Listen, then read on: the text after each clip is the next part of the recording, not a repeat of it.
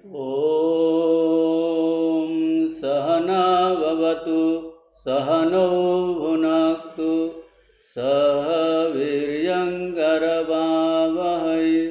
तेजस्विनावधीतमस्तु मा विद्विषावहै।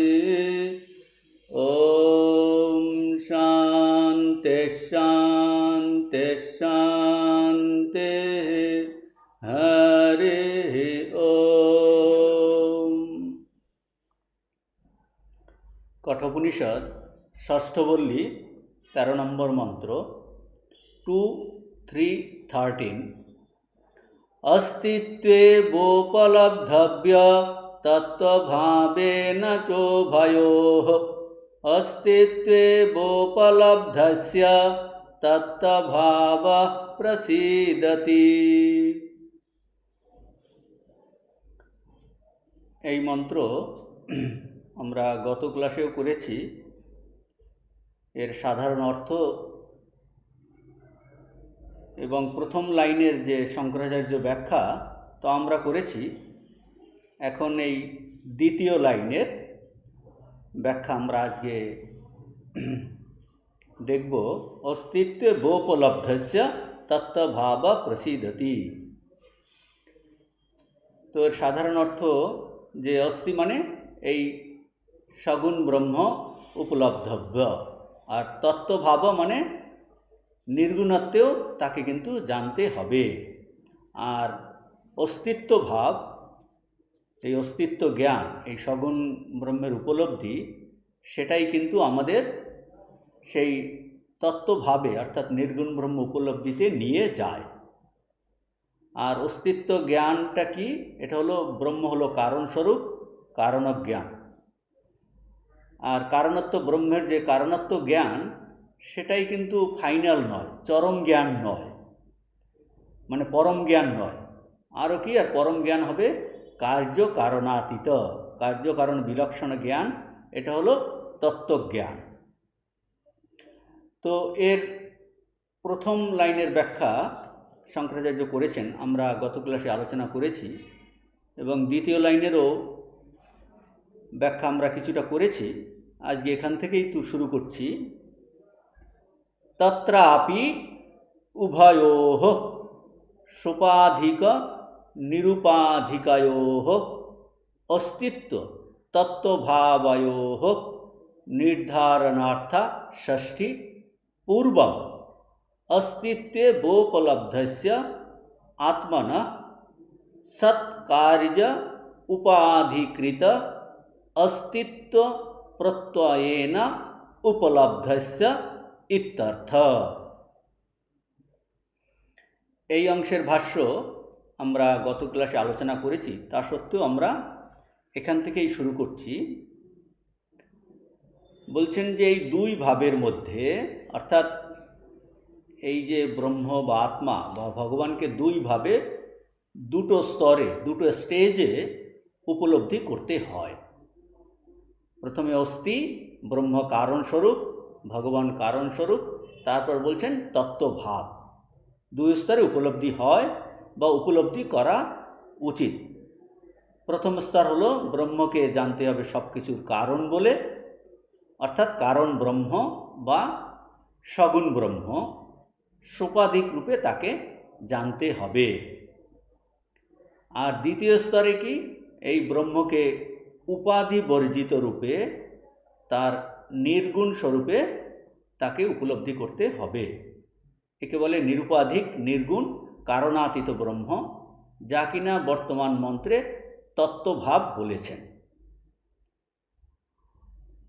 তো আর সগুণ ব্রহ্ম বলতে এখানে বর্তমান মন্ত্রে সগুণ ব্রহ্ম মানে অস্তিত্ব বিশিষ্ট ব্রহ্মকে, আত্মাকে সদ্রূপে অস্থিরূপে জানতে হবে। তাকে বলা হচ্ছে কারণ ব্রহ্ম, সমস্ত সৃষ্টির কারণ। আর নির্গুণ ব্রহ্মকে এখানে বলছেন তত্ত্বভাব। আর প্রথম লাইনে শঙ্করাচার্য কি বলছেন আমরা দেখলাম। এই প্রথম লাইনে মানে যে প্রথম লাইনে বলছেন যে অস্তি ইতি এব উপলব্ধব্য, মানে সগুণ রূপে জানতে হবে আর কি তত্ত্বভাবেনা উপলব্ধব্য মানে নির্গুণ রূপেও জানতে হবে। তারপরে আছে উভয়োহ। শঙ্করাচার্য এখন এই দ্বিতীয় লাইনের ব্যাখ্যা এই উভয় থেকে শুরু করছেন। তত্রাপি উভয়োহ বলছেন উভয়োহ মধ্যে, তত্রাপি উভয়োহ মানে এই দুটো ভাবের মধ্যে, দুটো স্টেজের মধ্যে শঙ্করাচার্য এখান থেকে শুরু করছেন। তত্রাপি উভয়োহ মধ্যে अस्ति इति एव উপলব্ধস্য বলছেন এই উভয়ের মধ্যে, অর্থাৎ উভয় শব্দ থেকে এই প্রথম লাইনে আর শেষে আছে তাকে এই দ্বিতীয় লাইনের সঙ্গে যুক্ত করে ব্যাখ্যা করছেন যে তত্রাপি, তত্রাপি উভয়োহ। উভয়োর ব্যাখ্যা কি করছেন শঙ্করাচার্য যেখানে সোপাধিক নিরুপাধিকয়োহ। আরও একটা বলছেন अस्तित्व तत्त्वभावयोः। তাহলে উভয় বলতে কি বোঝাচ্ছেন? এক নম্বরে বোঝাচ্ছেন সগুণ সোপাধিক ভাব, যা কিনা এই মন্ত্রে কি বলেছেন অস্তিত্ব ভাব। আর দ্বিতীয় কি? দ্বিতীয় হলো নিরুপাধিক নির্গুণ স্বরূপ, যা কিনা এই মন্ত্রে তত্ত্বভাব বলে নির্দেশ করেছেন। তাহলে উভয়োর ব্যাখ্যা করলেন উভয়োহ মানে সোপাধিক ভাব আর নিরুপাধিক ভাব, অস্তিত্ব ভাব, তত্ত্বভাব। তো বলছেন উভয়োহ, এই উভয়ে শব্দটা ইউজ কেন হয়েছে? এই ব্যাকরণের দিক দিয়ে বলছেন যে অনেকগুলোর মধ্যে একটাকে যদি নির্ধারণ করতে হয় তখন এই নির্ধারণে ষষ্ঠী উভয়োহ, এখানে সংস্কৃত ব্যাকরণে এই ষষ্ঠী বিভক্তি ব্যবহৃত হয়েছে, তা এই দুটো জিনিসের মধ্যে নির্ধারণ করার জন্য যে নির্ধারণ অর্থে ব্যবহৃত হয়েছে তার অর্থ হলো ওই দুটির মধ্যে, অর্থাৎ তত্রাপি উভয়োহ ওই দুটি ভাবের মধ্যে, অর্থাৎ সোপাধিক আর নিরুপাধিক ভাবের মধ্যে বা অস্তিত্ব ও তত্ত্বভাবের মধ্যে কি হবে? পূর্বম। বলছেন ব্রহ্মের ওই দুই ভাবের মধ্যে পূর্বম অস্তি ইতি এব উপলব্ধস্য আত্মনঃ, প্রথমে বা শুরুতে ব্রহ্ম অস্তি, ব্রহ্ম আছেন এইরূপ জানতে হয়, এইরূপ জানতে হবে বা এইরূপ জানা উচিত। এইরূপ পূর্বম অস্তি ইতি এব উপলব্ধস্য, অস্তি ইতি এব উপলব্ধস্য এর ব্যাখ্যা কী করেছেন শঙ্করাচার্য? ব্যাখ্যা করেছেন অস্তিত্ব প্রত্যয়েন উপলব্ধস্য, অস্তিত্ব প্রত্যয়েন উপলব্ধস্য এই দ্বিতীয় লাইনে আছে। মানে ব্রহ্মকে প্রথমে অস্তি মানে সদ্রূপে, মানে অস্তিত্ব প্রত্যয়েনা, সদ্রূপে মানে অস্তিত্ব প্রত্যয়েনা, মানে অস্তিত্ব প্রত্যয় বলতে এখানে কারণ, কারণত্বেনা, অর্থাৎ সগুণ ব্রহ্মরূপে সোপাধিক রূপে ব্রহ্মকে জানতে হবে। এখন প্রশ্ন হলো কিভাবে আমরা সেই কারণ ব্রহ্মকে পৌঁছাই? মানে অস্তিত্ব তো বলা হলো, সদ্রূপে বা ব্রহ্মকে কারণ রূপে জানতে হবে, তাহলে আমরা কী রূপে যে ব্রহ্ম কারণ সেখান থেকে এই সৃষ্টি এসেছে সেটা আমরা কী রূপে জানব? সেটা শঙ্করাচার্য যেখানে বলছেন যে এই শঙ্করাচার্য তার শঙ্কর বলছেন যে সৎকার্য উপাধিকৃত, বলছেন সৎকার্য উপাধিকৃত অস্তিত্ব প্রত্যয়েন উপলব্ধস্য। সৎকার্য মানে, সৎকার্য বলতে কি বোঝাচ্ছে? সৎকার্য মানে জগৎ কার্য, জগৎ হলো তার উপাধি, জগৎ কার্য উপাধির মাধ্যমে ব্রহ্মকে কারণ রূপে জানা, সেটা বলছেন সৎকার্য উপাধিকৃত। মানে ওই কারণ ব্রহ্মে যেতে হলে আমরা কিভাবে যাব তার জন্য শঙ্করাচার্য এই হিন্ট দিচ্ছেন সৎকার্য উপাধিকৃত, সৎকার্য উপাধির মাধ্যমে ব্রহ্মকে কারণরূপে জানা। অর্থাৎ প্রথমে এই জগৎকে কার্যরূপে দেখো, আর সেই কার্য প্রপঞ্চের মাধ্যমে আমাদের জানতে হবে যে এই কার্য প্রপঞ্চের এর কারণ হলো ব্রহ্ম। তাকে বলছেন, সেটাকে বোঝাচ্ছেন অস্তিত্ব প্রত্যয়েন উপলব্ধস্য, মানে ব্রহ্মকে কারণ রূপে জানা, কারণ রূপে জানা, অস্তিত্ব প্রত্যয়েন উপলব্ধস্য। এখন শঙ্করাচার্য এখানে এই যে ব্যাখ্যা করছেন অস্তিত্ব প্রত্যয়েন উপলব্ধস্য, এই আগের মন্ত্রেতে এর বিস্তারিত ব্যাখ্যা করেছেন। মানে এখানে যখন বলছেন শঙ্করাচার্য যে সৎকার্য উপাধিকৃত অস্তিত্ব প্রত্যয়েন, এই অংশটির ব্যাখ্যা আগের মন্ত্রে যখন তিনি ওই দু ধরনের যুক্তি দিয়েছিলেন, শ্রুতি অনুকূল যুক্তি। প্রথম যুক্তি কার্য থেকে কারণে যাওয়া, সেখানে এই যুক্তি সেখানে বিস্তারিতভাবে আলোচনা করেছেন। ওখানে আপনার যদি ওই মন্ত্রের ভাষ্য, আগের মন্ত্রের 12 নম্বর মন্ত্রের ভাষ্যতে এই দ্বিতীয় অনুচ্ছেদে আছে, শঙ্করাচার্য তখন ওখানে বলেছেন যে কার্য প্রবিলাপনস্য অস্তিত্ব নিষ্ঠত্বাৎ তথা হি ইদম কার্যম সূক্ষ্ম তারতম্য পারম্পরিজেন অনুগম্যমানম সদ্বুদ্ধিনিষ্ঠাম এব অবগময়তি। এই ব্যাখ্যা তিনি আগের মন্ত্রেতে করেছেন। আমাদের বইয়ের এই 138 পৃষ্ঠাতে এই ভাষ্যের দ্বিতীয় অনুচ্ছেদে আছে, 12 নম্বর ভাষ্যের দ্বিতীয় অনুচ্ছেদে। তো ওখানে শঙ্করাচার্য বলেছিলেন যে যখন কোনো কার্য নষ্ট হয়, কার্য প্রবিলাপন হয়, নষ্ট হয়, লয় হয়, তখন তার অস্তিত্ব কিন্তু নষ্ট হয় না, কারণরূপে তার অস্তিত্ব থেকে যায়। তার সেই কারণরূপে থেকে যায়। সেই কারণ যদি নষ্ট হয় তখন বলছে তার কারণরূপে থেকে যাবে। তারও যদি নষ্ট হয় বলছে তারও কারণরূপে অস্তিত্ব কিন্তু এই আরও সূক্ষ্মতর কারণরূপে থাকে। অর্থাৎ কার্য নষ্ট হলে তার অস্তিত্ব কারণ এক নম্বর কারণে থাকবে, সেই কারণ নষ্ট হলে তারও কারণে কারণ 2-এ থাকবে, সেটা নষ্ট হলে তারও কারণ, এই লাস্টে গিয়ে কোথায় থাকবে? সদ্ব্রহ্মে। এইটা বলেছিলেন শঙ্করাচার্য ওখানে, কার্য প্রবিলাপনস্য অস্তিত্ব নিষ্ঠত্বা। মানে শুধু কার্যই নষ্ট হচ্ছে, কিন্তু অস্তিত্ব কোথায়? অস্তিত্বকে আমরা বলছি যেন ট্রান্সফার হয়ে যাচ্ছে। কোথায় ট্রান্সফার হয়ে যাচ্ছে? কারণে, পরে তারও কারণে, তারপরে তারও কারণে, এইরকম করতে করতে করতে করতে চরমে কি হবে? বলছে চরমে গিয়ে মূল যে কারণ সদ্ব্রহ্ম, এই সদ্ব্রহ্মরূপে থাকবে।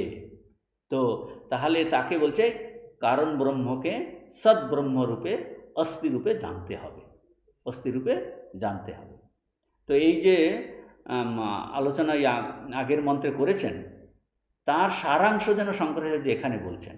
সারাংশ এখানে বলছেন যে সেই সারাংশটা এখানে বলছেন যে সৎকার্য উপাধিকৃত অস্তিত্ব প্রত্যয়েন। এই যে ওই আগের ভাষ্যের এই সারাংশটা এখানে এই খুব কয়েকটা শব্দতে বলেছেন যে সৎকার্য উপাধিকৃত অস্তিত্ব প্রত্যয়েন, মানে ব্রহ্মকে মূল কারণরূপে জানতে হবে, যাতে গিয়ে এই সমস্ত কার্য জগতের অস্তিত্ব গিয়ে প্রবিলাপন হয়, লয় হয়। মানে এইগুলো যখন সব লয় পেয়ে যাবে তখন কিন্তু এই অস্তিত্বরূপে কারণে থাকবে। মানে কার্যজগৎ নষ্ট হলে বা আমরা যখন বিচার করি, এই মুহূর্তে যদি আমরা বিচার করি, একটা আছে যে প্রলয় হওয়া, যখন প্রলয় হবে, আর আমরা এখন বিচার করছি যে এটা বলছি অপবাদ। বিচার করলে কীরকম দাঁড়াবে? বিচারের মাধ্যমে যখন এই অপবাদ করব তখন বুঝবো যে এটা কোথা থেকে এসেছে, এটা কোথা থেকে এসেছে। সেই বলছেন পৃথিবী কোথা থেকে এলো, জল কোথা থেকে এলো, বলছে অগ্নি। এইরকম করে করে অগ্নি কোথা থেকে এলো, বায়ু। বলছে আমরা যখন এরকম বিচার করি, এটা বলছে প্রবিলাপন, কার্যকে তার কারণে লয় করা। কাজেই একটা আছে নষ্ট হওয়ার উদাহরণ বলা হয়, যেমন ঘট নষ্ট হলে সে তার কারণ মৃত্তিকাতে, ঘটের অস্থি কোথায় যায়? মৃত্তিকাতে। সেটাই সাধারণ উদাহরণ। জগতের ক্ষেত্রে আমরা তো জগতের লয় দেখতে পাচ্ছি না, সেক্ষেত্রে আমরা কি করব? আমরা বিচার করছি, সেই জন্য বলছি প্রবিলাপন। যদি এই সৃষ্টির প্রক্রিয়া শ্রুতিতে যেরকম বলেছেন সেইটাকে মেনে নিয়ে শ্রুতি অনুকূল যুক্তি যদি আমরা অ্যাপ্লাই করি, তখন কি এই কার্য জগৎকে যদি আমরা নষ্ট হয় ধরি, মানে লয় হয়, কোথায় লয় হবে? এই বিচারের মাধ্যমে অপবাদ যখন করব তখন বুঝবো যে ধীরে ধীরে ধীরে ধীরে গিয়ে আকাশ, তারপরে গিয়ে এই চরম অস্তিত্বে অব্যক্ত থেকে বলছেন ওই পরম তত্ত্বতে, অর্থাৎ আত্মাতে বা ব্রহ্ম বস্তুতে চরম অস্তিত্বে গিয়েই কার্যজগৎ বিলীন হবে। সেই কারণ ব্রহ্মকে এই শুরুতে জানতে হবে, মানে শুরুতে জানতে হবে, সেইটা বলছেন। এই জিনিসটি শঙ্করাচার্য এখানে বোঝাচ্ছেন। কী দ্বারা বোঝাচ্ছেন? সৎকার্য উপাধিকৃত অস্তিত্ব প্রত্যয়েন উপলব্ধস্য ইতি অর্থঃ। এইটা এখানটায় বোঝালেন শঙ্করাচার্য, যে এই যে প্রথমে অস্তি মানে কারণ ব্রহ্মকে জানতে হবে, কিভাবে জানতে হবে তার পদ্ধতিটা হলো এই রকম। আর এই কারণ ব্রহ্মকে যদি প্রথমে জানা হয়, মানে এটা হলো বলছেন ইত্যর্থ, যদি এটা জানা হয়, এই হলো অর্থ, প্রথম লাইনের অর্থ। এটা অর্থ অস্তিতি উপলব্ধস্য। এই দ্বিতীয় লাইনের যে প্রথম অংশ অস্তি ইতি এব উপলব্ধস্য, এই মন্ত্রের যে দ্বিতীয় লাইনের প্রথম অংশের এই হলো অর্থ। কি অর্থ? যে এই কারণ ব্রহ্মকে যদি প্রথমে জানা হয় মানে তাকে অস্থিরূপে প্রথমে জানতে হবে, তাকে অস্থিরূপে প্রথমে জানা উচিত, তৎপরে কি হবে? সেকেন্ড স্টেজ, দ্বিতীয় স্তরের উপলব্ধি হবে। এখন ভাষ্যতে তার কথা বলছেন, পশ্চাৎ। ভাষ্য তারপর থেকে শুরু হচ্ছে পশ্চাৎ দিয়ে। পশ্চাৎ প্রত্যস্তমিত সর্ব উপাধিরূপ আত্মনা তত্ত্বভাব বিদিত অবিদিতাভ্যাম অন্য অদ্বয় স্বভাব নেতি নেতি অস্থূলম অননু অরহস্যম অদৃশ্যে অনাত্মে অনিরুক্তে অনিলয়নে ইত্যাদি শ্রুতি নির্দিষ্ট প্রসীদতি অভিमुखी भवति आत्मप्रकाशनाय पूर्वम अस्ति इति उपलब्धवत इत्येतत्। তো এখন বলছেন যে সাধারণ অর্থ কি? শুরু করছেন পশ্চাৎ দিয়ে। পশ্চাৎ মানে কিসের পশ্চাৎ? ওই আগের যে অংশের এই অনুবর্তন হবে, যে জগৎ কারণ এই আত্মা বা ব্রহ্ম আছেন, এইভাবে প্রথমে উপলব্ধ হলে পশ্চাৎ পরে কি হবে? সেই আত্মারই কি সর্ব উপাধিরহিত তত্ত্বভাব প্রত্যস্তমিত সর্ব উপাধিরূপ আত্মন তত্ত্বভাব। বলছেন সেই আত্মারই সর্ব উপাধিরহিত তত্ত্বভাব। সেই তত্ত্বভাব কীরকম বোঝাচ্ছেন? যা কিনা বিদিত ও অবিদিত থেকে পৃথক, অর্থাৎ বিদিত মানে জ্ঞাত, অবিদিত মানে অজ্ঞাত। যা কিনা এই তত্ত্বভাব, যা কিনা বিদিত অর্থাৎ জ্ঞাত ও অজ্ঞাত থেকে পৃথক। আর কি? স্বভাবত অদ্বয় স্বভাবত অদ্বিতীয়। এবং আর কি? যা কিনা বিভিন্ন শ্রুতি নির্দেশ করছে, কি ইহা নয় নেতি নেতি। তারপর বলছেন স্থূল নহে, অনু নহে, রহস্য নহে। তারপর বলছেন যে দৃশ্যভাব শূন্য, দেহাদিরহিত, শব্দের অবিষয়, অনাশ্রয় ইত্যাদি শ্রুতিতে নির্দিষ্ট হয়েছে। কোনটা? ওই তত্ত্বভাব। তাহলে সেই তত্ত্বভাব তখন কি হবে? সেই তত্ত্বভাব প্রসন্ন হয়। বলছেন ইতি শ্রুতি নির্দিষ্ট প্রসিদ্ধতি, সেই তত্ত্বভাব প্রসন্ন হয়, অর্থাৎ অভিমুখী হয়, সম্মুখীন হয়। কিসের জন্য? বলছে আত্মপ্রকাশের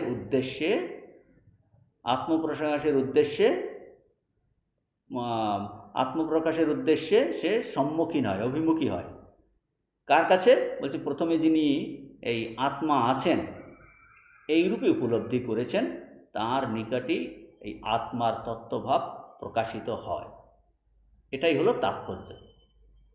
মানে প্রথমে জগৎ কারণ আত্মা আছেন, এইভাবে আত্মা প্রথমে উপলব্ধ হলে পশ্চাৎ কি হবে? সেই আত্মারই সর্ব উপাধি রূপ প্রত্যস্তমিত, যে সর্ব উপাধি রহিত যে তত্ত্বভাব, আত্মার যে তত্ত্বভাব মানে আত্মার যে স্বরূপ, আর সেই স্বরূপটা কীরকম বলছেন, সেটা জ্ঞাত থেকেও আলাদা, অজ্ঞাত থেকেও আলাদা, এই আর বলছেন সেটা স্বভাবতই অদ্বিতীয়। স্বভাবত বলছেন এই যে অদ্বিতীয় অন্য অদ্বয় স্বভাব, এক বস্তু, যে অদ্বয় একই বস্তু। আর বলছে অন্যান্য শ্রুতিতেও এই যে অদ্বিতীয় বস্তু, যা কিনা বিদিত অবিদিত থেকে আলাদা, সে বিভিন্ন শ্রুতিতে তার বর্ণনা আছে। তার কথা কোথায় বলছেন, নেতি নেতি, এই তারপরে অস্থূলম অননু অরস্যম অদৃশ্য অনাত্মে, সেটা এইভাবে বিভিন্ন শ্রুতিতে বলা আছে। বলছে এইভাবে যিনি প্রথমে অস্থি, এইভাবে আত্মাকে প্রথম উপলব্ধ করেন, তারপরে কি হবে, এই তত্ত্বভাব যা কিনা আত্মার সর্ব উপাধি রহিত তত্ত্বভাব, সে কি হবে, তত্ত্বভাব প্রসন্ন হয়। প্রসন্ন হয় মানে সম্মুখীন হয়। কার সম্মুখীন হয় বলছে, ওই মুমুক্ষুর সম্মুখীন হয়। কিসের জন্য, আত্মপ্রকাশনায়, আত্মপ্রকাশের জন্য, মানে আত্মজ্ঞানের জন্য মুমুক্ষুর সম্মুখীন হয়। কীরকম মুমুক্ষু বলছে, সেই রকম মুমুক্ষু যে কিনা প্রথমে আত্মা পূর্বম অস্তি ইতি উপলব্ধবত, মানে যে মুমুক্ষু প্রথমে আত্মা আছেন এই রূপ উপলব্ধি করছেন, তার নিকটেই এই আত্মার তত্ত্বভাব প্রকাশিত হয়, নিজের স্বরূপ সে প্রকাশ করে। এটাই হলো মন্ত্রের তাৎপর্য। আমরা ভাষ্য আরও একটু ভিতরে গিয়ে বোঝার চেষ্টা করছি। তাহলে কি বলছেন এখানে, যে প্রথমে শুরুতে এই ব্রহ্মকে কারণ রূপে জানলে তারপরে কি হবে তার কথাই এখানে বলছেন পশ্চাৎ প্রত্যস্তমিত সর্ব উপাধিরূপ আত্মনা তত্ত্বভাব প্রসিদ্ধতি। এই প্রসিদ্ধতি শব্দটা অনেক পরে আছে, কিন্তু এই প্রথমেই এর অর্থ করতে হলে এই প্রসিদ্ধতি শব্দের সঙ্গে যুক্ত করে অর্থ করতে হবে। মানে কি, ব্রহ্মকে প্রথমে কারণ রূপে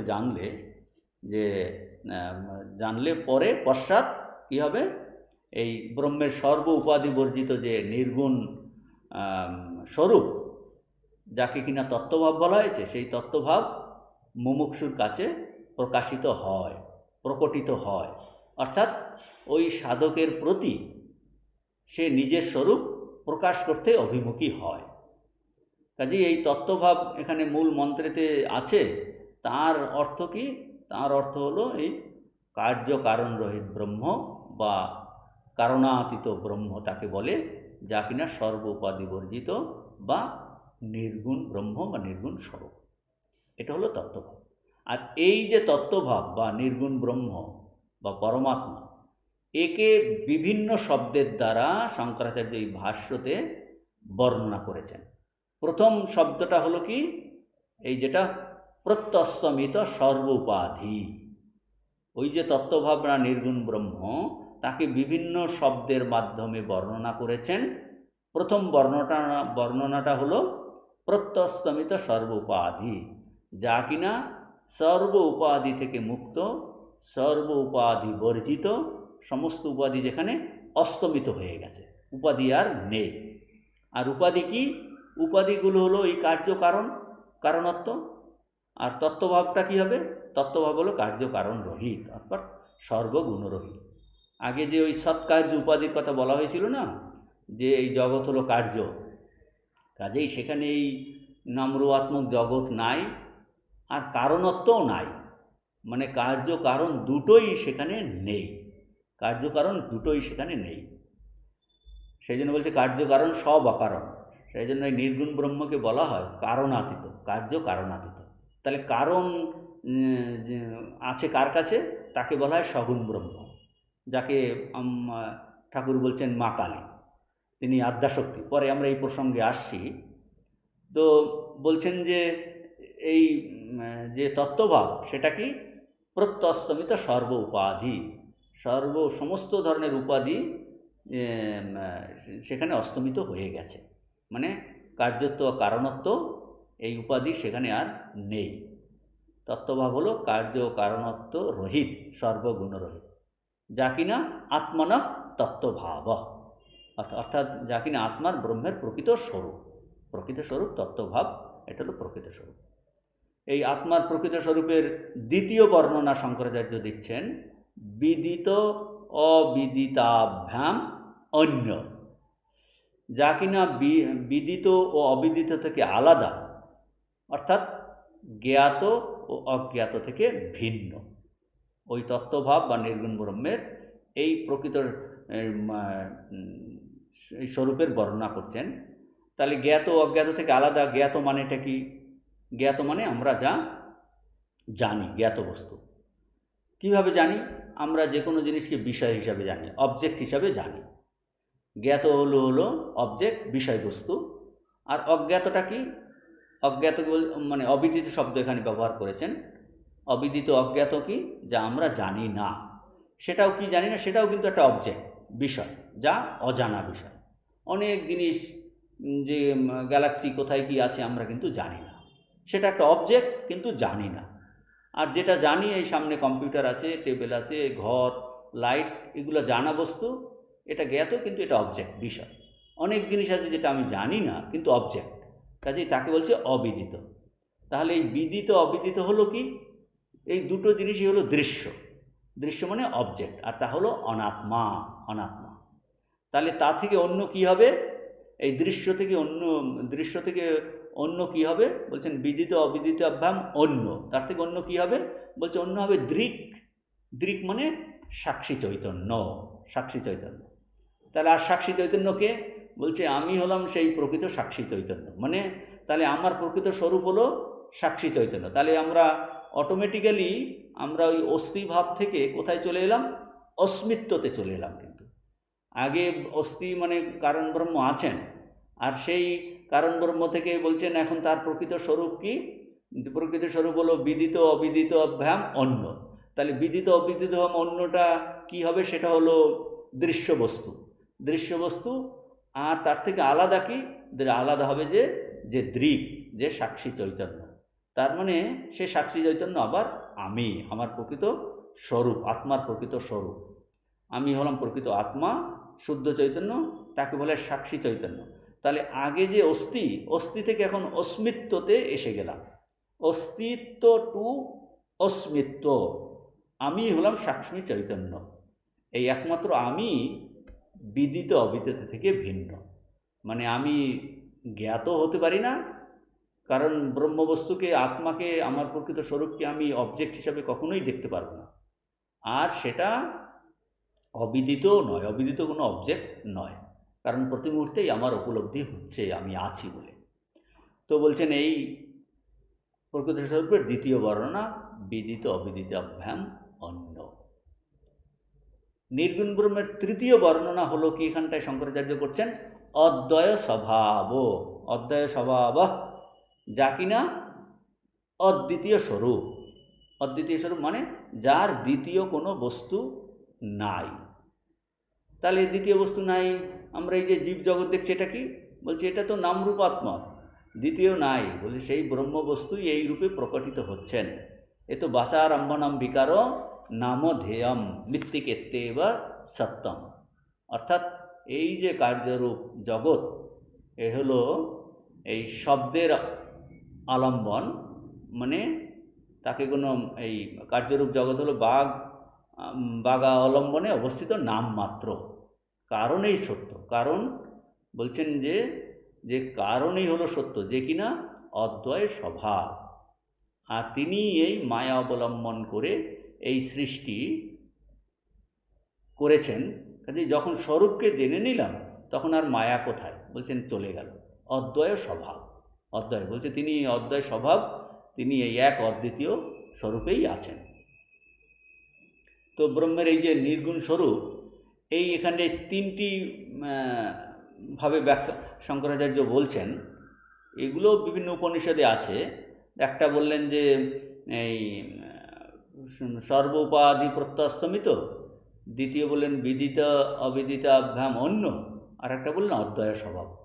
এখন ডিরেক্ট শ্রুতি থেকে রেফারেন্স দিচ্ছেন শঙ্করাচার্য।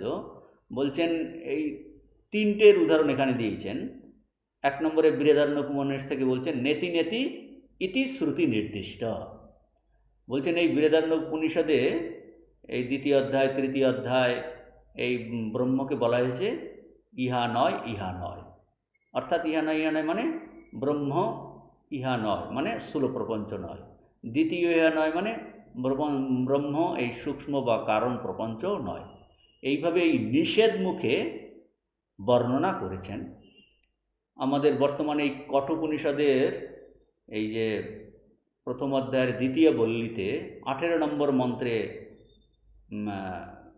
ঋষি বলেছেন ন জায়তে ম্রিয়তে হন্যমানে শরীরে, যে ওই মন্ত্রেতেও এই ব্রহ্মের এই স্বরূপের কথা বলা হয়েছে, যে সেখানে ওই নিষেধ মুখেই বলা হয়েছে যে আত্মবস্তুকে তিনি এই রূপ, এই বলছে এইভাবে কিন্তু বর্ণনা না করে কি করছেন, এই নেতি নেতি করে বলা হলো ন জায়তে ন ম্রিয়াতে, মানে তিনি জন্মান না, তার মৃত্যু নেই ইত্যাদি।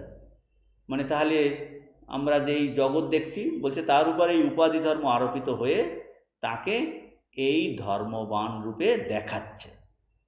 এই সব উপাধিগুলো তাতে নেই, এই কথাই বলা হলো, এই নেতি নেতি করে বোঝানো হয়েছে।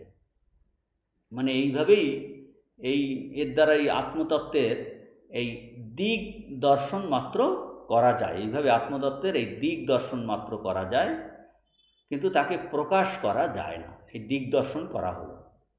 সেই জন্য বলে যেন বেদও কিন্তু এই আত্মাকে বা ব্রহ্মকে স্বরূপত প্রকাশ করতে পারে না। শিবমহিম্ন স্তোত্রে এইটি খুব সুন্দর করে এই কবি এইভাবে বর্ণনা করেছেন যে অতৎ ব্যবৃত্তিয়া ইয়ম চকিতম অভিধত্তে শ্রুতিরপি, শ্রুতিও যার কথা ভয় ভয় বলছেন, ভয় ভয় বলেন। কি ভয় ভয় বলেন? এ নয়, তিনি এ নন, তিনি এ নন, অতৎ ব্যবৃত্তা, এটা নয় নয় এইভাবে ব্যাখ্যা করছেন। তিনি এইরকম অবজেক্টিভ, মানে অবজেক্টিভলি এই বিষয়বস্তু রূপে তার স্বরূপ, ব্রহ্মের স্বরূপ নির্ণয় কেউ করতে পারে না, কেউ নয়। এমনকি অনেক সময় আমরা ব্রহ্মকে বলি তিনি সচ্চিদ আনন্দ স্বরূপ। বলছেন এই যে তাকে সচ্চিদ আনন্দ বলি, যা তার এই নিকটতম বলে স্বরূপ লক্ষণ, নিকটতম নির্বচন, সেখানেও শাস্ত্র এর যে অর্থ করেছেন না, সেটাও নিষেধ মুখে অর্থ করেছেন। সেখানেও সৎ মানে কি? সৎ মানে তিনি অনস্তি নন, তিনি অসৎ নন। যেই অস্তি, সেখানেও ওই ব্যাখ্যাতে বলেছেন এই অস্তিত্ববান বলতে গেলেই একটা অবজেক্টিভ আইডিয়া আমাদের এসে যায়। তারপর যখন বলছেন তিনি চিৎ, মানেটা কি? চিৎ মানে তিনি অচিৎ নন, অপ্রকাশ নন। আনন্দ মানে কি? তিনি অনানন্দ নন। মানে এই নিষেধ মুখেই বলা হয়েছে, তিনি এইভাবে বলছেন না ঋষিরা। বলছে এর থেকে যদি বেশি বলতে যায়, বলতে গেলেই তাকে নামরূপের গণ্ডির মধ্যে এনে ফেলা হয়, নামরূপের মধ্যে। আর তাকে তো কোনো নাম দিয়ে প্রকাশ করতে পারি না, বেদও পারে না। বেদ কেবল তার উপরে যে আরোপিত এই নাম রূপগুলি নিরাশ করে দেন। তিনি এ নন, তিনি ও নন। তিনি কে তা আমরা জানি না, তার সম্পর্কে ভাষায় প্রকাশ করতে পারি না, কিন্তু শুধু এইটুকু আমরা জানি, ঋষিরা জানেন, বলছেন তিনি না থাকলে আমিও নেই, জগৎও নেই, আমিও নেই, জগতে নেই। তো বলছেন যে এই ব্রহ্মের প্রুফ কি? যে আমি আছি। সেটা কীরকম আছি? এই সমস্ত নিগেশন হয়ে গেলেই তো তার উপলব্ধি হয়। তো এই কথা বলছেন নেতি নেতি। এই শ্রুতিও কিন্তু ওই তত্ত্বভাবের কথা, শ্রুতি ইতি নির্দিষ্ট, এটা বলেছেন। এই বৃহদারণ্যক শ্রুতিতে আরও বলেছেন, কি বলেছেন? অস্থূলম অননু অরহস্যম, ওই বৃহদারণ্য উপনিষদ বলেছেন। এখানে ওই নেতি নেতি করে এই ব্রহ্মকে বোঝানো হয়েছে। তিনি স্থূল নন, তিনি অনু নন, তিনি রহস্য নন, তিনি দীর্ঘ নন, এরকম করে ইত্যাদি বলা হয়েছে। অর্থাৎ কোনো গুণ বা বিশিষ্টতা তাতে নাই। তারপর অন্য এই তৈত্র উপনিষদ থেকে শঙ্করাচার্য এখানে কোট করছেন শ্রুতি নির্দিষ্ট অদৃশ্যে অনাত্মে অনিরুক্তে অনিলয়নে। তো তিনি কি এই নির্গুণ ব্রহ্ম যেটা তত্ত্বভাব তার স্বরূপ কি হলো অদৃশ্যে দর্শনাতীত, অর্থাৎ দ্রষ্টব্য এবং বিকারী বস্তু থেকে ভিন্ন। দ্রষ্টব্য ও বিকারী বস্তু থেকে ভিন্ন, সেটা বলছেন অদৃশ্যে। অনাত্মে, এখানে অনাত্মে মানে তিনি শরীর নন, শরীর নন, তিনটে শরীরেই নন, স্থূল সূক্ষ্ম কারণ তিনি শরীর নন। আর কি অনিরুক্তে, তাকে নির্বচন করা যায় না, বলছেন তাকে শব্দের দ্বারা নির্বচন করা যায় না, বলছে অনির্বাচ্য। আর অনিলয়নে, নিরাধার তিনি, অর্থাৎ ব্রহ্মের কোনো এই স্থূল সূক্ষ্ম কারণ শরীর নেই, শব্দের দ্বারা তাকে নির্বচন করা যায় না, তার কোনো আধার বা আশ্রয় নেই, নিরাধার অনিলয়নে। এটাই শঙ্করাচার্য ওখানটায় এই তিনটে শ্রুতি কোট করে বলছেন, ইত্যাদি শ্রুতি নির্দিষ্ট প্রসিদতি ইকুয়াল টু অভিমুখী ভবতি আত্মপ্রকাশনায়। বলছেন যে এই যে আত্মার সর্ব উপাধি রহিত যে তত্ত্বভাব, যা কিনা জ্ঞাত অজ্ঞাত থেকে আলাদা, স্বভাবত অদ্বিতীয়, সেই নির্গুণ পরমাত্মার বর্ণনা যা কিনা এই বিভিন্ন উপনিষদ, বৃহদারণ্যক উপনিষদ, তৈত্তিয় উপনিষদ ইত্যাদি শ্রুতি সকলে উপদিষ্ট হয়েছে, তার কথা এই বলা হয়েছে যে পরমাত্মার সেই তত্ত্বভাব যিনি সাধক মুমুক্ষু তার কাছে প্রকাশিত হয়, অথবা যেই তত্ত্বভাব নিজ স্বরূপ প্রকাশ করতে অভিমুখী হয়, অথবা পরমাত্মার তত্ত্বভাব যেন প্রসন্ন হয় মুমুক্ষুর, প্রসন্ন হয়ে মুমুক্ষুর সম্মুখীন হয়। মানেটা কি, এইগুলোর দ্বারা বোঝাতে চাইছে যে এই নির্গুণ পরমাত্মা মুমুক্ষুর সামনে এসে যেন হাজির হচ্ছে, মানে যেন হাজির হচ্ছে, মানে অর্থাৎ কি না, যিনি ওই কারণরূপে প্রথমে অস্তিত্ব বলে জানছেন, তার সে অটোমেটিক্যালি সেই জানার ফলেই সে এই নির্গুণ স্বরূপও কিন্তু উপলব্ধি করে। সে অপরোক্ষ অনুভবের জন্য যেন তার সামনে এসে যায়, মুমুক্ষুর অপরোক্ষ অনুভব করেন, আত্মসাক্ষাৎকার করেন, আত্মসাক্ষাৎকার করেন, এই কথা এখানটায় বলা হয়েছে। তো এই কথা যে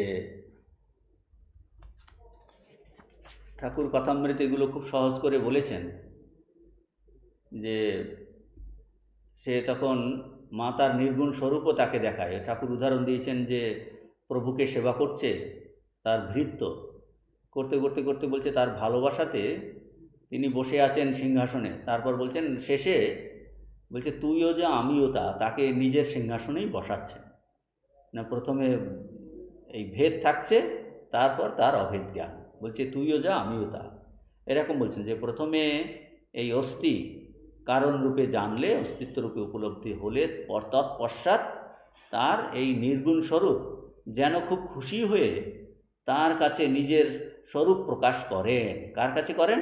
এই মুমুক্ষুর কাছে করেন। কীরকম মুমুক্ষু? যিনি প্রথমে এই অস্থি ইতি উপলব্ধস্য, এইভাবে যে কারণ ব্রহ্মরূপে তার অস্তিত্ব হিসাবে উপলব্ধি করছেন, তার কাছেই তখন যেন এই তত্ত্বভাব প্রসিদতি, সে খুব খুশি হয়ে তার সামনে এসে যেন হাজির হয়। অভিমুখী ভবতি, অর্থাৎ কিনা সেই মুমুক্ষু তখন তার এই আত্মসাক্ষাৎকার হয়, অপরোক্ষ অনুভব কিন্তু লাভ করেন। তো এইটাই বলছেন, পূর্বম অস্তি ইতি পূর্বম অস্তি ইতি উপলব্ধবত, উপলব্ধবত ইত্যেতৎ, উপলব্ধবত পুরুষস্য, মানে উপলব্ধবত বলতে এখানে যে ব্যক্তি, যে মানুষ, যে মুমুক্ষু তার কথা বলছেন। ইতি উপলব্ধবত মানে এই রকম যিনি মুমুক্ষু তার ক্ষেত্রে এটা ঘটে। কী ধরনের মুমুক্ষুর এই তত্ত্বভাবের উপলব্ধি হয়? যে বলছেন পূর্বম অস্তি ইতি, যিনি এই আত্মজ্ঞানের জন্য প্রথমে যিনি আত্মা আসেন, পূর্বম অস্তি ইতি, আত্মা আসেন অর্থাৎ সগুণরূপে উপলব্ধি করেছেন, তার কাছে আত্মার তত্ত্বভাব প্রকাশিত হয়। ইত্যেতৎ, ইহাই তাৎপর্য। মানে এই সগুণ ভক্তির মাধ্যমেই এই নির্গুণ জ্ঞান, সগুণ ভক্তির মাধ্যমে এই নির্গুণ জ্ঞান, নির্গুণ উপলব্ধি হতে হবে। এইভাবেই কিন্তু সত্যি সত্যি উপলব্ধি হয়। এই নিরাকার নির্গুণ তাকে আমরা কল্পনা করতে পারি না, তার সম্বন্ধে বুদ্ধির সাহায্যে বিচার করে তার স্বরূপকে বোঝা সম্ভব নয়। কাজেই আমরা কি করি, প্রথমে সরল বিশ্বাসের উপর কতকটা নির্ভর করতেই হয়। এই বিশ্বাসের আধার কি? বিশ্বাসের আধার হলো শ্রুতিবাক্য। কীরকম বিশ্বাস? তিনি আছেন। এই সরল বিশ্বাস বলছেন তিনি আছেন, অস্তি। আমার এই বিশ্বাসের আধার কিন্তু শ্রুতিবাক্য, যে তিনি আছেন। এই বিশ্বাস নিয়ে যদি তাকে চিন্তা করা যায় তাহলে তার দর্শন লাভ হয়, তার স্বরূপ উপলব্ধি হয়। অস্তিত্বেব উপলব্ধস্য তত্ত্বভাব প্রতিশোধী, অর্থাৎ যে মুমুক্ষু এই অস্তি এই রূপে তাকে জানে, তার স্বরূপ তার কাছে অর্থাৎ সেই মুমুক্ষুর কাছে প্রকাশিত হয়। এই বিশ্বাসের জোরে যে অসাধ্য সাধন সম্ভবপর হয়, ঠাকুর তার প্রচুর দৃষ্টান্ত দিয়েছেন যে বিশ্বাসের সাহায্যেই কিন্তু, তাহলে অস্থি এই বিশ্বাস মানে শাস্ত্রের উপর বিশ্বাস যে ভগবান আছেন, ঈশ্বর আছেন, ব্রহ্ম আছেন কারণস্বরূপ, তখন তার স্বরূপ উপলব্ধি হয়। সেই জন্য তত্ত্বভাব খুব খুশি হয়ে তার কাছে এগিয়ে আসে, তার অভিমুখী হয়, নিজের স্বরূপকে প্রকটিত করে।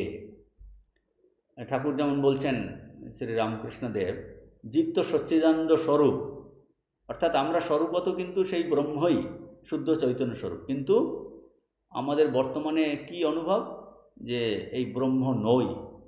এই প্রবল বিপরীত বুদ্ধি ভিতরে বদ্ধমূল হয়ে আছে, বিপরীত বুদ্ধি বদ্ধমূলে আছে। তখন বলছেন এর দূর করার উপায় কি? এই ঋষি এখানে এই মন্ত্রে তাই বলছেন, দূর করার উপায়। তখন এই দূর করার উপায় কি বলছেন? বারবার এই আত্মতত্ত্ব ব্রহ্মজ্ঞান আলোচনা করা, স্বরূপ চিন্তা করা, যে তিনি আছেন তার স্বরূপ চিন্তা করা, শ্রবণ মনন নিদিধ্যাসন করা। এটাই এই পরম্পরাতে এরকম বলে। গুরু শিষ্যকে বলছেন তুমি ব্রহ্ম, এই সে কথা যে অভ্রান্ত, তখন শিষ্য কি করছে? এই গুরুর কথা অভ্রান্ত এটা মেনে নিয়ে তাকে ধারণা করতে হবে কেমন করে এই অভ্রান্ত সত্যকে আমি বুঝব। গুরু বলে দিয়েছেন তুমি ব্রহ্ম, এটা এই যে সত্য, গুরুর প্রতি তার শ্রদ্ধা ভক্তি শাস্ত্রেতে আছে, তখন সে কথা সে অভ্রান্ত তা মেনে নিয়ে ধারণা করতে হবে কেমন করে এই অভ্রান্ত সত্যকে আমি বুঝব, অভ্রান্ত সত্যটাকে আমি জীবনে উপলব্ধিতে নিয়ে আসব। এই জন্য বলছেন অস্তিত্বে বোপলব্ধব্য, মানে অস্থিরূপেই তাকে জানতে হবে। শাস্ত্র বলছেন এই অস্থি বলে ধরে নিয়ে তারপর অন্বেষণ করো কি করে এই অস্থিকে আমাদের কাছে প্রমাণিত করতে পারি। শাস্ত্র এইটাই বলছেন যে অস্থি নিয়ে তুমি এগো, তাকে জানতে হবে, অস্থি বলে ধরে নিয়ে সেই অন্বেষণ করো যাতে অস্তিত্বকে আমাদের জীবনে প্রমাণিত করতে পারি। এটা বলার কারণ হলো একটা নেতিবাচক দৃষ্টিভঙ্গি, যেটাকে বলে নেগেটিভ আউটলুক। নেতিবাচক দৃষ্টিভঙ্গি নিয়ে তত্ত্বে পৌঁছানো যায় না। তাই পরম্পরাতে এই যে গুরুবাক্যে দৃঢ় প্রত্যয় নিয়ে এগোতে হবে। গুরুবাক্যে প্রত্যয় না রেখে আমরা যদি শুধু বলি যে মনোবুদ্ধ অহংকারে চিত্তানি নাহম, আমি মন নই, বুদ্ধি নই, চিদানন্দ রূপা শিবহম শিবহম, এই বলছেন, এইভাবে ভাবলে হৃদয় তত্ত্ব প্রকাশিত হবে না। মানে গুরুবাক্যে দৃঢ় প্রত্যয় নিয়েই কিন্তু এগোতে হবে। গুরু ও শাস্ত্রবাক্যে বিশ্বাস সাধন পথে এগোবার প্রথম সোপান। ঠাকুরও বলছেন যে তিনি যেন এইরকম বলছেন যে ঈশ্বর তোমার কাছে অজ্ঞাত, আমারও অজ্ঞাত। তুমি বললে ঈশ্বর নাই, আর আমি বললাম ঈশ্বর আছেন। তাই আমি বললাম ঈশ্বর আছেন, সেই জন্য আমি চেষ্টা করে যাচ্ছি তাকে অনুভব করার জন্য। আর তোমার কাছে ঈশ্বর নেই, তুমি কিন্তু চেষ্টাও করলে না। যদি এই ঈশ্বর থাকেন তাহলে আমি কিন্তু খুঁজতে খুঁজতে একদিন আমি পেয়ে যাব। আর তুমি তো এগোবেই না, কাজেই তোমার কাছে চিরকালেই কিন্তু অন্ধকার। কারণ তুমি তো অস্থি এরকম বিশ্বাসই করলে না, গুরুর কথাতে শাস্ত্রের কথাতে বিশ্বাসই করলে না, কাজেই তুমি আর এগোবেই না, তোমার সাধনও করার কিছু নেই।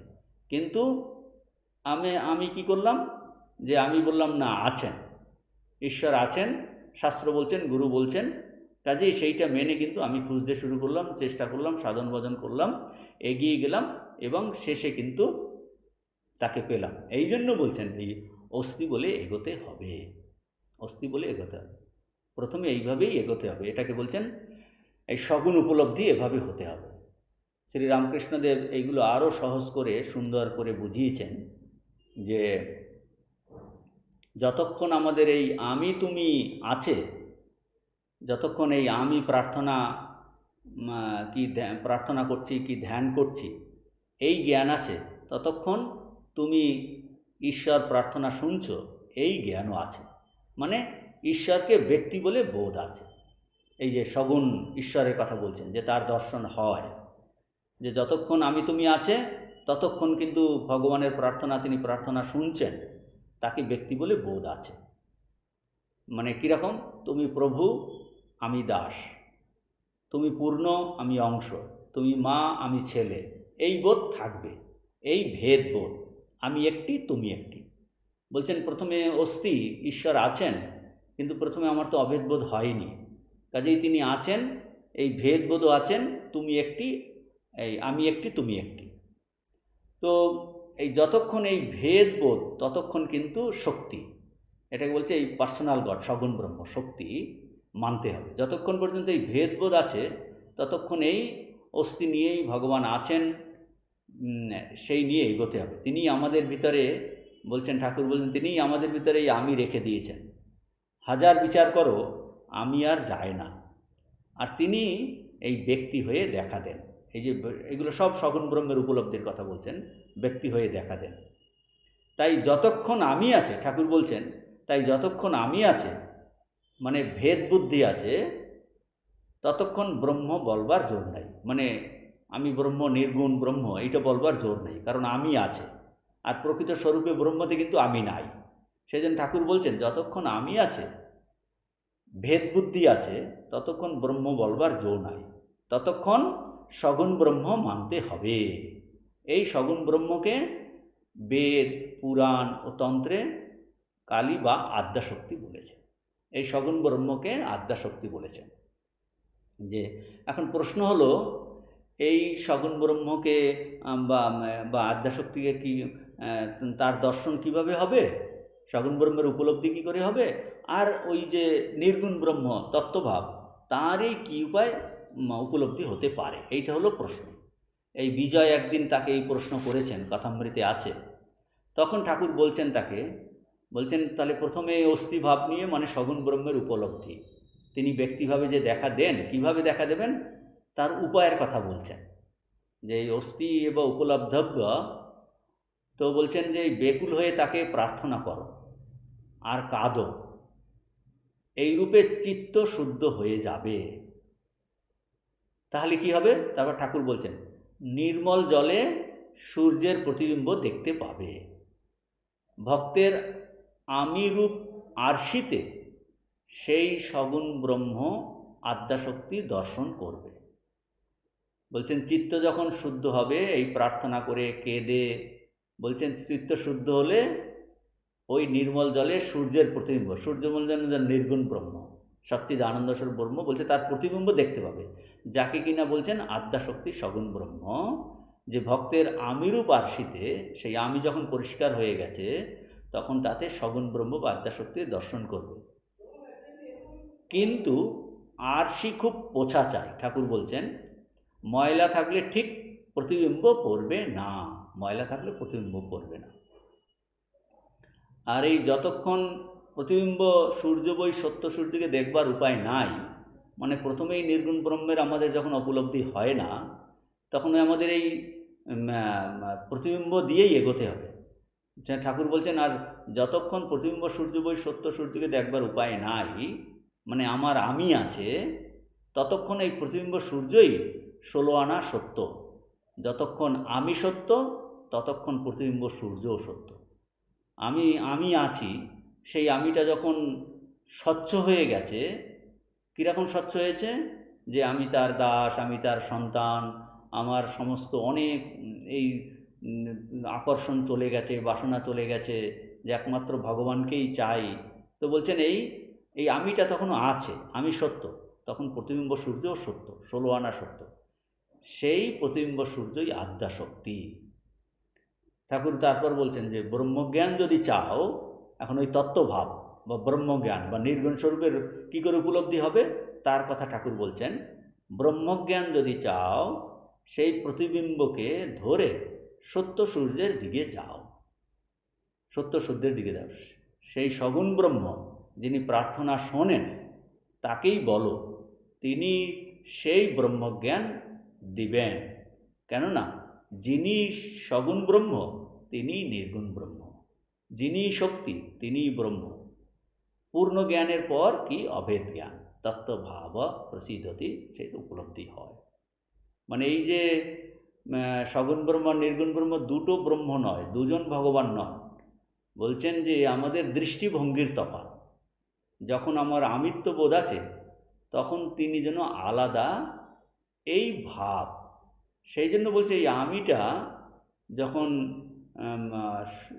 শুদ্ধ হয়, পবিত্র হয়, যাকে আমরা চিত্তশুদ্ধি বলি, তখন বলছেন হতে হতে হতে হতে তার তিনি ব্যক্তিরূপে দেখা দেন, তার দর্শন পাওয়া যায়, যার যেরকম মনের গঠন অনুযায়ী দেখা দেয়। তারপর বলছেন শেষে কিন্তু ওই তারই কৃপায় এই আমিটাও কিন্তু মুছে যায়। তখন এই নির্গুণ স্বরূপের উপলব্ধি হয়, নির্বিকল্প সমাধি হয়। বলছেন তখন আর তার এই যেন তিনি খুশি হয়ে তার নিজের স্বরূপ, নির্গুণ স্বরূপ তত্ত্বভাব এই ভক্তের কাছে, মুমুক্ষুর কাছে প্রকটিত করেন। তত্ত্বভাব প্রসিদ্ধতি, এই কথা বলছেন যে এই পূর্ণ জ্ঞানের পর অভেদ জ্ঞান। এই লাস্টে বললেন পূর্ণ জ্ঞানের পর অভেদ জ্ঞান।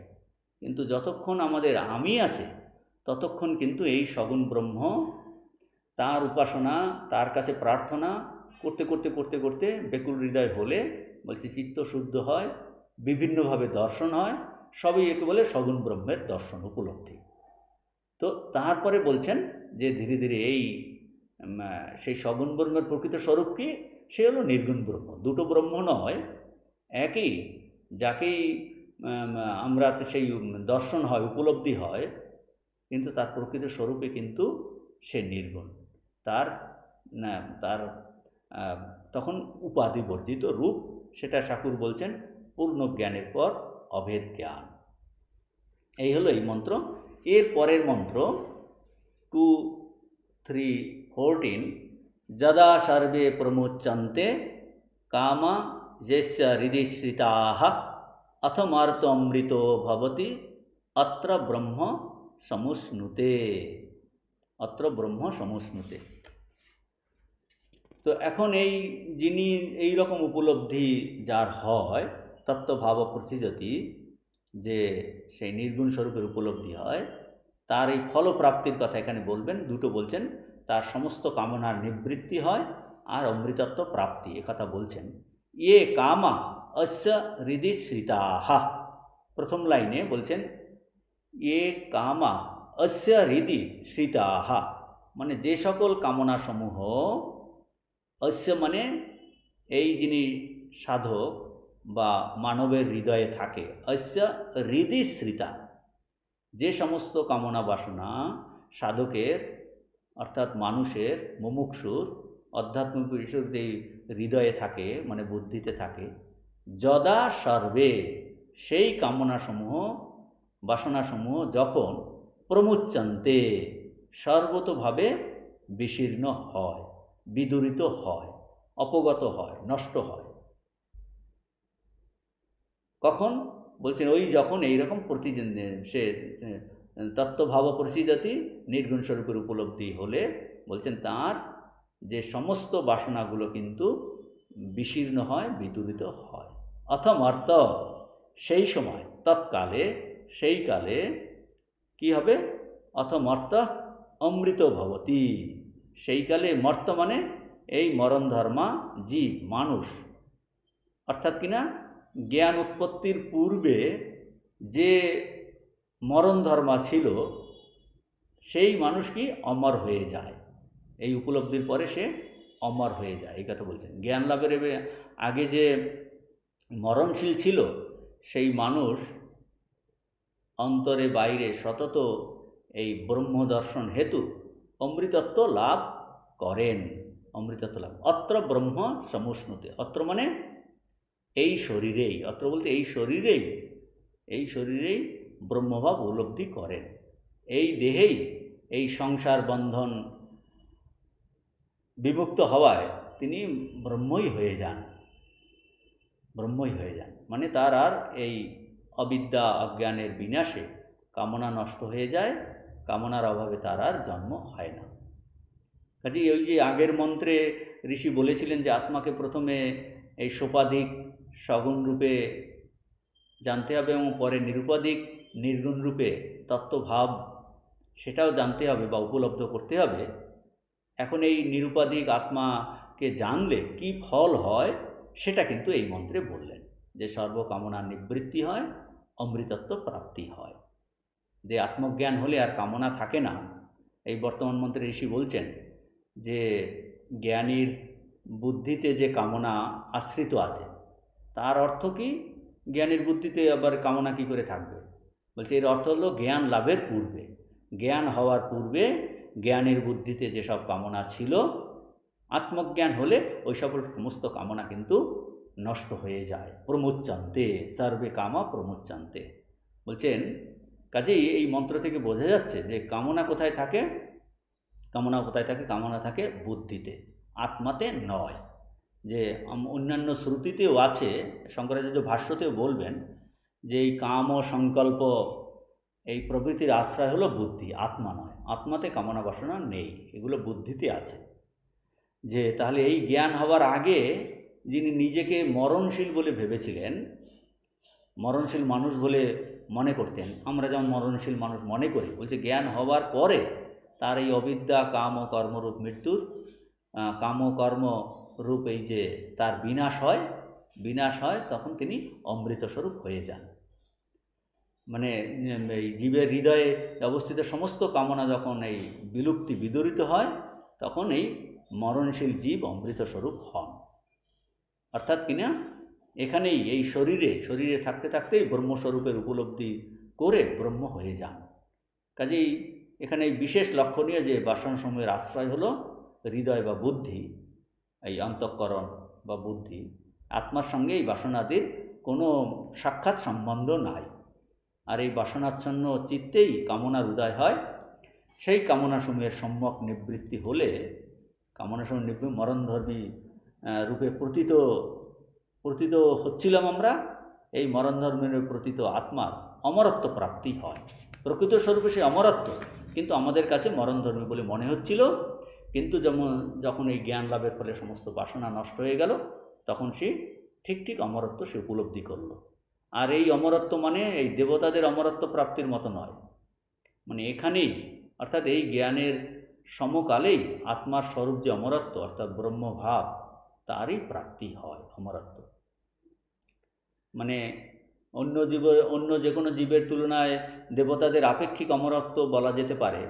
আর আত্মজ্ঞান না হলে দেবতাদেরও কিন্তু মুক্তি নেই, ওটাও দেবতাদের, সেটাও কিন্তু আপেক্ষিক অমৃতত্ব, তাদেরও আত্মজ্ঞান লাভ করতে হবে। সেজন্য ইন্দ্র কিন্তু আত্মজ্ঞান লাভের জন্য এসেছিলেন প্রজাপতির কাছে। আর আত্মজ্ঞান লাভ হলে আর যদি কামনা নষ্ট হয়ে যায়, তবে এখন প্রশ্ন আসবে যে এই জ্ঞানী ব্যক্তির তো তার শরীর থাকে জীবনমুক্ত অবস্থা, তার দেহ কী করে থাকে, তার এই দেহযাত্রা কিভাবে চলে, এই নিয়েও বেদান্তে আলোচনা আছে। অর্থাৎ এই জীবনমুক্ত ব্যক্তির মনে বর্তমান দেহ রক্ষার উপযোগী এই অন্ন পানাদির কামনা ব্যতীত অন্য কোনো কামনা থাকে না। আর এই যে শরীর রক্ষার জন্য যে অন্ন পানাদির যে তার যে সামান্য কামনা, বলছে এইগুলো কোনো কামনা পদবাচ্য নয়, কেননা এটা অপ্রারব্ধ বশেই হয়ে থাকে। মানবীয় কামনার সঙ্গে তার কোনো প্রকৃত সাদৃশ্য নাই। অর্থাৎ এই জীবনমুক্তের যে কোনো অধার্মিক বা বন্ধনকারক কোনো বাসনায় আর থাকে না, কিন্তু জ্ঞানের অবিরোধী কর্ম বা অবিরোধী ইচ্ছা, লোককল্যাণের ইচ্ছা বলছেন, যেগুলো বন্ধনকারক নয় সেরকম ইচ্ছা কিন্তু থাকতে পারে, তাতে কোনো অসুবিধা নেই। কিন্তু বন্ধনকারক কোনো কামনা বাসনা থাকে না, দেহটা চলতে থাকে। আমরা ভাষ্যতে শঙ্করাচার্য এই জিনিসগুলো ব্যাখ্যা করেছেন। তখন আমরা আমার এই জীবন মুক্তির প্রসঙ্গ, যে যার এই জ্ঞান লাভ হয়ে যায় তখন তার শরীর কিভাবে, তার দৃষ্টিটা কী, সেসব আলোচনা আসবে। আমরা পরের ক্লাসে সেটা করব। আজকে এখানে এই পর্যন্ত শেষ করছি। পরের ক্লাসে আমরা এর ভাষ্যটা করব। ওম শান্তি শান্তি শান্তি। হরি ওম তৎসৎ। শ্রীরামকৃষ্ণার্পণমস্তু।